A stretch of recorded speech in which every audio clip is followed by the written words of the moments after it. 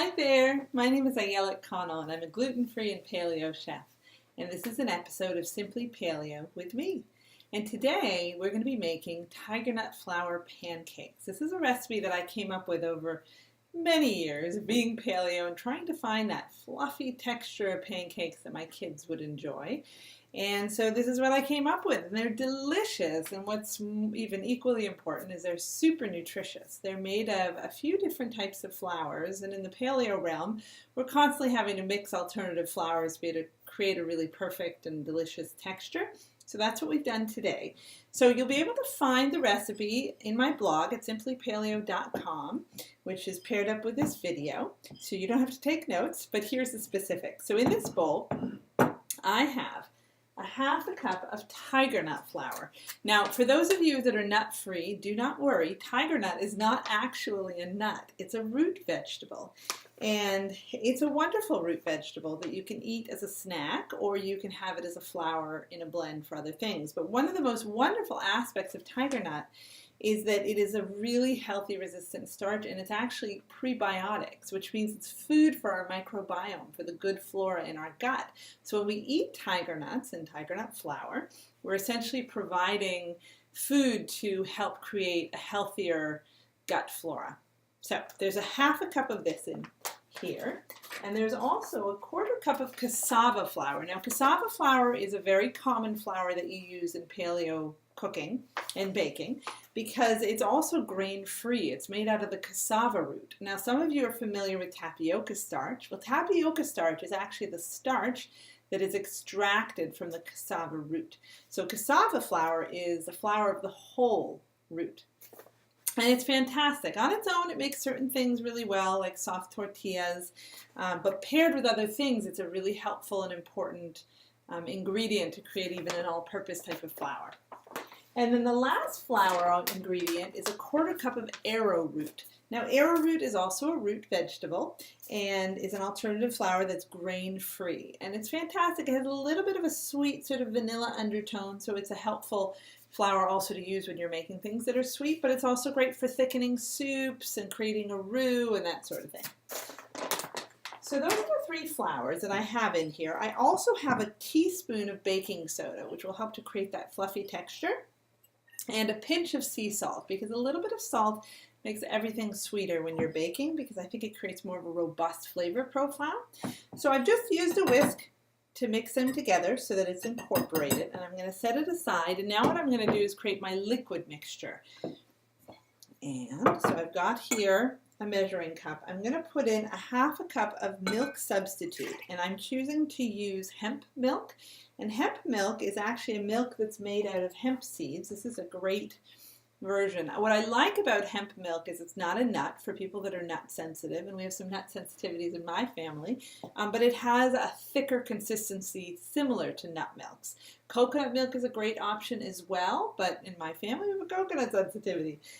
So for that, I try to make things that we can all eat. It just makes it simpler.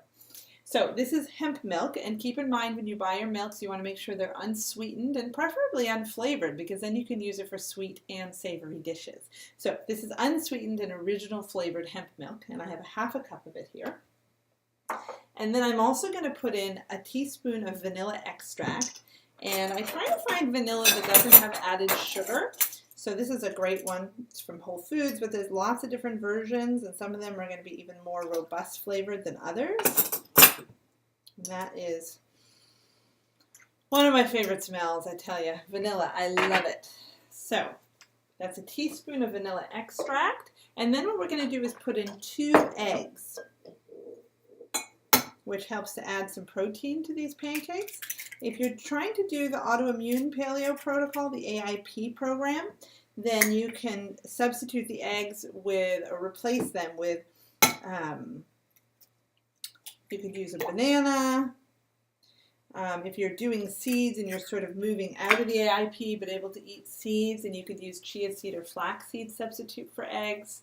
There's lots of ways to do it. But in this particular recipe, we're using 2 eggs.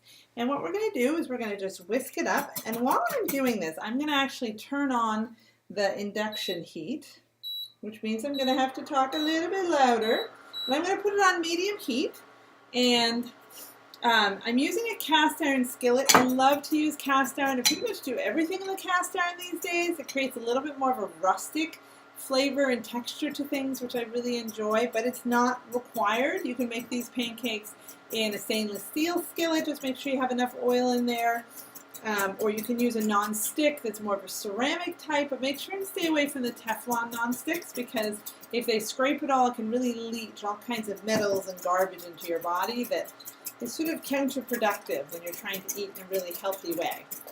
So I've mixed this up, the eggs and the milk and the vanilla, to just create a consistent incorporated liquid mixture. And now I'm bringing my dry mix back, and I'm going to pour this into the dry mix, and you can do one or the other. I've tried it both ways. You can do wet into dry, or you can do dry into wet. Either way works. And what we're going to do is we're going to just mix it together with a whisk. You can use a spoon. You don't have to use a whisk, but I figure less things to dirty is better. Less things to clean, I should say, afterwards. And you can see here I'm just got, big lumps. But if you really stay at this for a minute or two, then you're going to find that all the lumps disappear and you get a nice, smooth texture. And the other thing to say, this will make definitely enough pancakes for 2 or 3 people. But these are sort of plain pancakes. Once you've got a really consistent batter, then you can add in blueberries or mixed berries to make berry waffles. You can add naturally sweetened chocolate chips or chocolate chunks to make chocolate, chip pancakes, or even, banana chunks and chopped walnuts if you want some banana nut. I mean, there's so many options. You could saute some apples beforehand and chop them up and add in some cinnamon and do apple cinnamon pancakes. It's really only as limited as your own creativity, which sometimes is pretty limited, particularly if I'm trying to make pancakes in the morning for my kids. But I gotta say that this is not a very difficult thing to do in the morning. I have been known to wake up a little bit earlier because I find that having more time in the morning and feeling less stressed works better for me in my life, because I just find that stress and me don't go great together, so I try to strategize a lifestyle that's going to work well. Now, this is definitely heating up, and I'm going to put some avocado oil. You can use a couple of tablespoons of olive oil as well, but keep in mind that it's more likely to burn. So we're just trying to coat the pan. And now what I'm going to do is I'm just going to try not to put them too close together, and I'm just using a scooper, but you can use anything you want. And it's a hot pan, and I'm just going to put these pancakes in. I might do 3 at once, because I want to have room to be able to flip them. All right. Now, if I was going to put a type of flavor profile in this, like blueberries, I would do it right before and just lightly mix it in, sort of folding it in.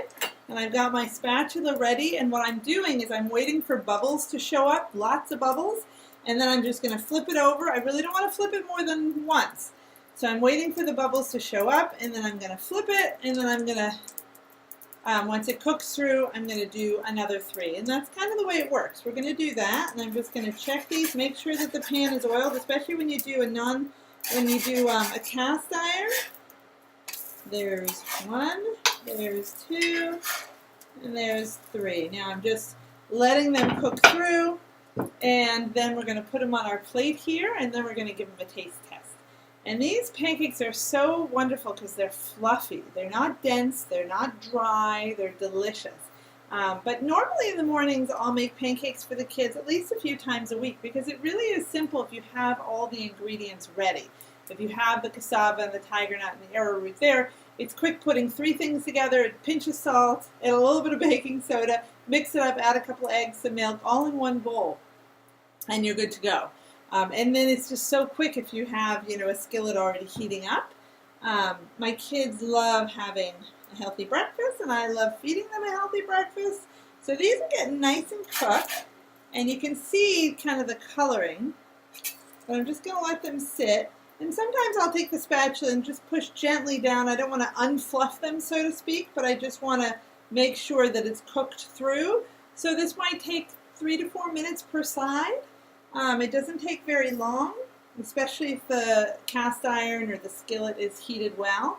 The little bit of the dark sort of coloring on the edge, sort of that crispy edge, is because of the cast iron. It happens less so in other types of pans, but that's what I love about it. It gives it a bit of that rustic feel. So what I'm going to do is I'm going to move this pancake over, just checking the other side. And now we're going to start again, and we're going to make sure that the oil is spread. Now the induction plate that I'm using, if something is not on it, then it tends to beep. So you just got to be careful with that, but mostly you'll be using your kitchen. So we're just going to do a few more here. You can do silver dollar pancakes or you can do big pancakes. That's up to you. But I'm going to do kind of medium size. And then what I find is I just put a big plate of it in the center of the table and let the kids have at it. And I definitely join them in breakfast because this is a really healthy treat. So while these are cooking, I'm going to set this aside. And I'm going to try one of these so you can see what I'm talking about. So I have one pancake here. I could do several, but we're just going to do one so you can see the texture on the inside. So I'm just cutting it open. And you can see here that it's, well, if you can, it's nice and fluffy. So we're going to pair it with a little bit, actually I'm going to flip these first because they're looking ready. 1, 2, 3, oops. And 4. The smaller they are, the more manageable to flip. We're going to pair this with a little bit of maple syrup. You can use raw honey, lots of ways. Depending on what part of the world you're from, you might put different things on your pancakes. And let's give this a try. And beep, beep, beep for my induction plate. Oh, so delicious. You got that wonderful fluffy aspect in the middle and a little bit of that crispiness on the edge because of that rustic feel from the cast iron. They're so delicious. Any type of added ingredients, blueberries, chocolate chips, whatever it is just going to enhance it. But just plain is great. And I will say, yesterday morning I made these pancakes for my kids. And then we had some left over. I just put them in the fridge in an airtight container. And then we went skiing and we had dinner at the local ski resort, or local ski hill, or whatever it is, which we love so much. And I actually brought some of them with me, and we had them, and they almost had a texture of injera. For those of you that are familiar with Ethiopian food and where you have sort of that rolled, fluffy bread that you eat with your hands and you use it to scoop up the lentil dishes and that, which might not be so paleo, but it's made out of teff flour, and it's a wonderful type of bread texture that you don't typically eat in paleo. So this has a very, very similar texture to it. Really fluffy and just delicious. So I highly recommend you try this recipe. It's super simple. You just got to get the alternative flours in your pantry. And as always, I'd love to hear from you. So any ideas or thoughts or wish lists or cravings, just check me out on simplypaleo.com on my blog, and I can't wait to hear from you. And check out the blog for more videos and recipes. And thanks so much for joining.